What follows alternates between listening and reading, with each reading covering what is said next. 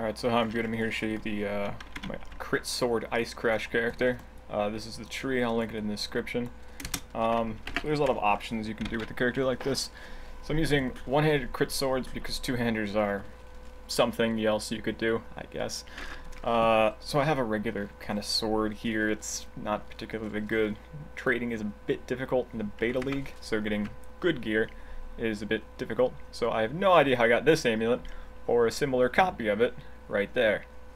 I have no idea. Anyways, as for gearing, basically life and resistance is attack speed on glows, flat physical on most of her piece of gear. Since I'm using one-handers, flat physical actually scales pretty well because the base damage on one-handers is fairly low. So in my offhand, I have a couple of things I can use. If I want to do a lot more damage, there's Chris I could have equipped, and there are global stats on items that actually do affect the main hand weapon damage.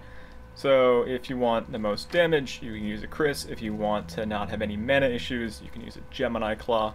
And if you want a bigger tooltip, you can of course equip another sword, which will do nothing, but it will give you a massive tooltip increase, so there's that. But that's fake tooltip.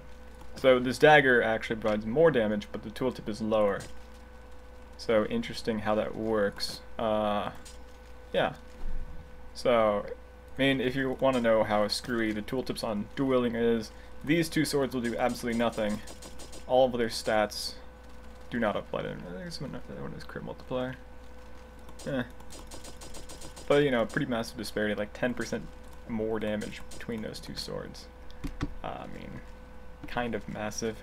The other option is to use a Bringer of Rain, but that would require you to probably take some more resistance off the tree, like Cloth and Chain and Survivalist. I might spec the character into that later on. So, let's get started. I'm going to run a Gorge map, which in no way will have anything on it that reduces the clear speed. Oh yeah, a map device used to be right here, but then I upgraded to a larger hideout, and Vegan felt the need to throw a fucking staircase in the way. So thanks, Vegan. I have migrated downwards, I suppose. Yeah. In no way will monster physical damage reduction and enfeeble affect my deeps. In no way. Let's get the other thing on. So I'm using Herald of Thunder right now, linked to Curse on Hit and Assassin's Mark. I'm using Herald of Thunder just for the Curse on Hit power of it. So Curse on Hit can just automatically give me power charges, and since power charges give you crit chance, it's a lot of free crit chance. There's Herald of Ash and Herald of Ice. Herald of Ice not as good for Curse on Hit, and Herald of Ash is a lot more damage, but it can't Curse on Hit because it never hits. So let's get Golem Bro. Alright, there we go. Actually, Blood Rage. Let's see what this guy does. Everything I've corrected. Yeah, I think so, probably. So, yeah, the damage is a bit high. You know, hopefully, since this is an enfeeble and fizz resist map, if I come across a reflect pack, I won't one-shot myself to it. Or actually, it's not even a reflect pack, it's a reflect mob, and if I hit it once, I will die. With about a 40% chance, because I have evasion and acrobatics, and acrobatics is 40% chance to dodge, block is like 15%, evasion there's something there, but since I have like 2500 accuracy, can you field that? I still have a lot of accuracy. Might dodge myself, I don't know. Yeah.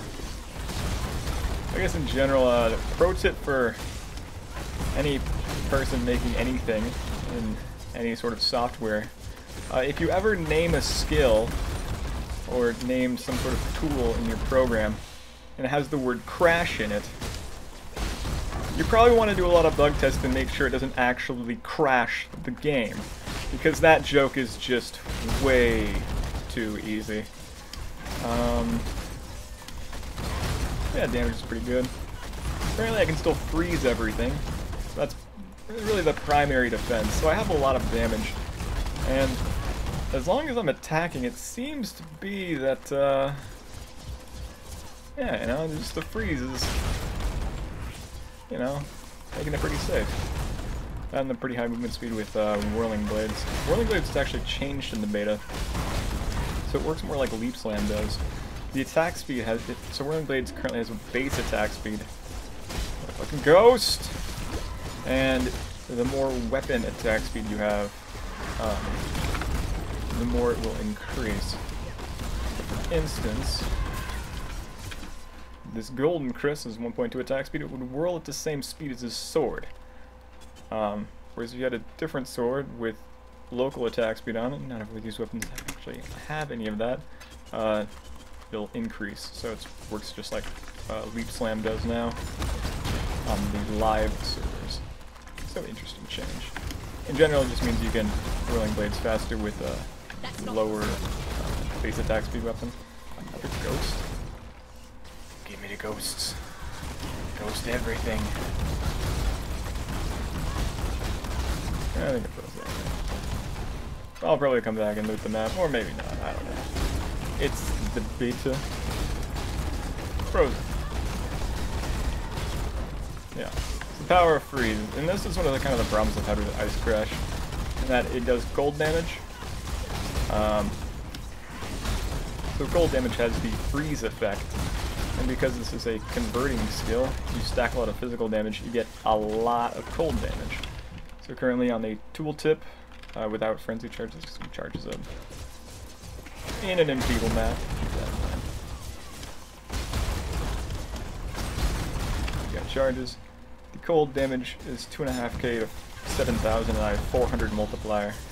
So, you know, can hit for 28,000, and that's with cold penetration in.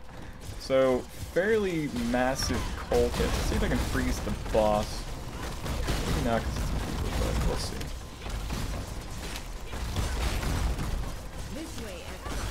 This way, Exile.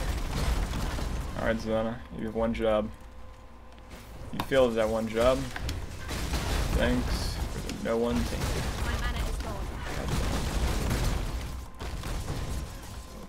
You know, like back in the day, if you started a map, there was like an obvious timer. Ooh, I want to see what happens here. Want you? Oh. Yeah, see, reflect, kind of painful. But it's enfeeble and fizz resistant, so apparently I didn't kill myself instantly. Good job. How much more of this map is there? Alright, on me. So, yeah, basically, character. My gear, I can go over it again. Life resistance stuff, life physical. Want an accuracy roll somewhere. Ooh, level 20. 20 quality though. Vaal orbit. Some accuracy. 2% mana leech. Since I'm not using a full conversion, I'm not using fizz to lightning. I can use that if I want to. There's increased AoE, concentrated effect, and physical to lightning for this blue socket here. Depending on if it's like a physical reflect map. So since I'm not using a full conversion,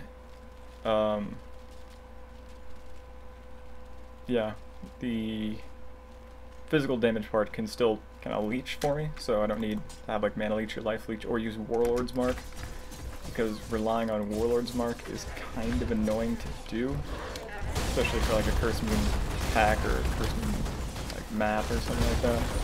That's kind of annoying. Can I freeze this guy?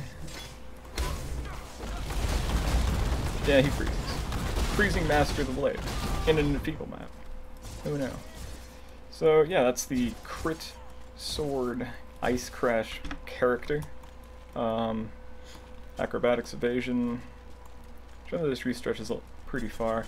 I mean, obviously there's way too much damage here, and my gear isn't really that great. I mean, I could use a Rat's Nest for more crit chance, Malagaros for more multiplier, Meganorn's Girdle for more flat physical, Bringer of the Rain for more flat physical, and a 6-link, or 7-link I guess. I could probably get more resistances in my offhand. I mean, there's a lot of things you could do, but I don't know, it's all fairly tame right now. So anyways, I am Gouda, hope you enjoyed this, and I will see you next time. Thank you very much for watching, and goodbye.